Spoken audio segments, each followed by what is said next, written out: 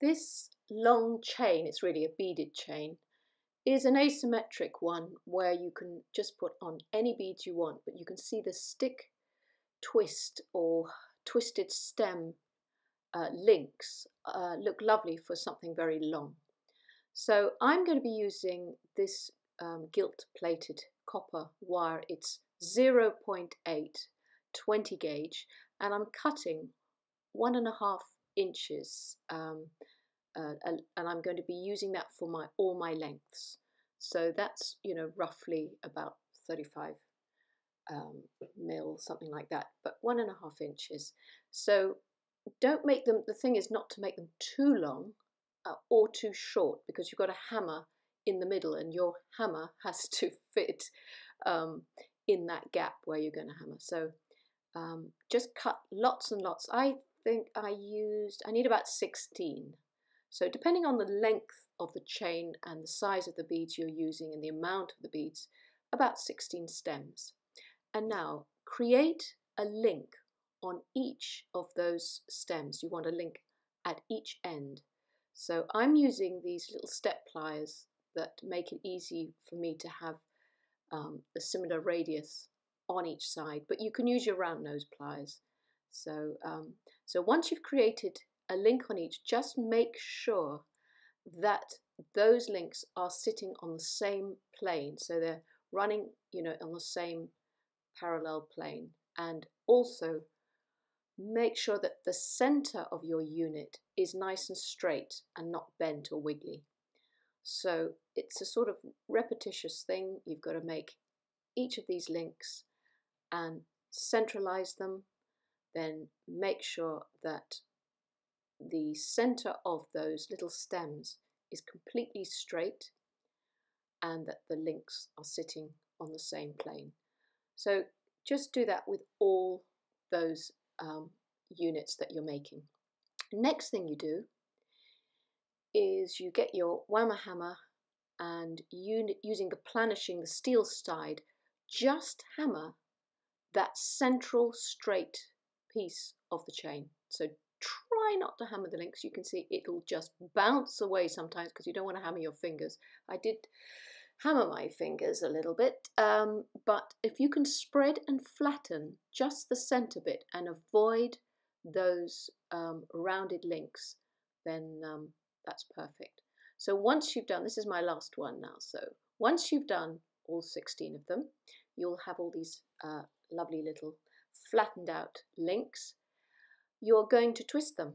So if you have 2 pairs of flat nose pliers, you will grip it in one hand, one side, and completely cover that circle, and then pull and twist out on each side to create that twist. And really, you don't want to twist more than 3 times. I wouldn't carry on twisting because you'll weaken the link and it can fall apart. So 2 or 3 twists will probably be enough. So grip, completely covering that circle, and then pull and twist on each side to create that twisted piece. That's the flattened twisted piece. So once you've done that to all those little units, get hold of some beads, whatever color you want to put. And I also like making these sort of flattened jump rings, these sort of circular pieces to add to my chain. I'm using a chunky aluminium wire here. It can be 1.6 mil or 2 mil, so nice and chunky, and just create a coil. So it's a bit like making a jump ring, so an even coil, wrapping it around whatever mandrel you've got, then cut through like you would jump rings. So find the last cut end and cut the next one above, and you know, maybe make 2 or 3, something like that. And then just snip off. If the ends have got a bit flattened when you've snipped them, just straighten them out, because you want them to sit close together and not be jagged. So just check all those little cut ends that they're not all squished down, and you cut them so that they'll sit nice and flush. So now create the jump. So completely close the circle. Make sure that there's no gap. It's completely closed and it's circular. And to flatten, place on your steel block, and then again with the steel planishing head of your whammer, hold your finger over the gap, the cut end bit, and just gently spread and flatten the other side away from the cut end. And now go to one side of that end and then the other side, and you're still avoiding the other end. You can see now it's sort of spread it and it's opened that gap. So now you'll go back and just close that gap, wiggle the wire, make sure it's completely sealed so there's no gap showing. And then once that's nice and flattened and sealed again, take your whammer hammer and just flatten that area. And that should be, this wire is so soft because it's aluminium, it will just sort of like squash nicely and flatten and spread so that it's sealed. And then just make sure there are no gaps, make sure it's nice and work hardened. And that gives you a really nice flattened link to put into your chain to add a bit more variety. So the next bit is just to connect everything together. Now I've cheated a bit, I've made a coil on my wire gizmo, so my coiling gizmo, and a whole load of lovely long coil of 0.8 to make lots of little jump rings to connect everything together. And I've also made some nice little spirals, and you know, you can make shapes out of wire to add in as well as beads.